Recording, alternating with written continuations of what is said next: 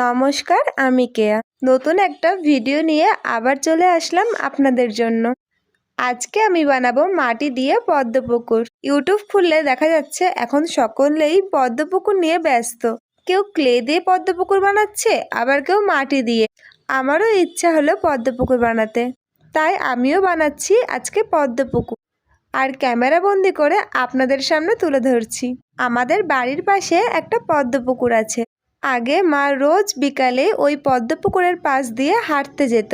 বিগত কয়েকদিন মায়ের কাজকর্ম থাকার জন্য মা আর হাঁটতে যেতে পারে না। মায়ের সাথে হাঁটতে আরো অনেক মায়ের বান্ধবীরাও যেত। মাঝে মাঝে আমিও যেতাম মায়ের সাথে। পদ্মপুকুরের কথা মনে পড়লে অসংখ্য পাতা আর পদ্ম ফুল চোখের সামনে ভেসে ওঠে। তাই আমি আজকে বসে পড়েছি এই পদ্মপুকুর বানাতে।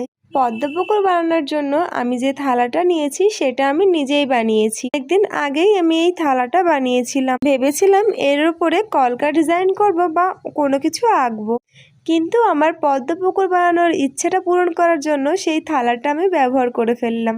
আমার দেখা ওই পদ্মপুকুরেতে কোনো নৌকা নেই, তো আমার বানানো এই ছোট্ট পদ্মপুকুরে থাকবে একটা নৌকা।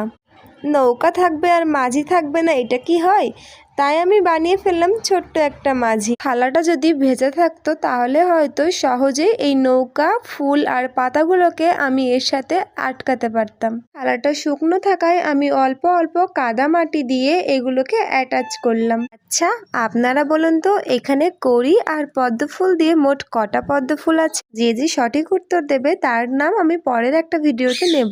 ভিডিওটা দেখার জন্য অসংখ্য ধন্যবাদ। তো আজকের মতো টাটা।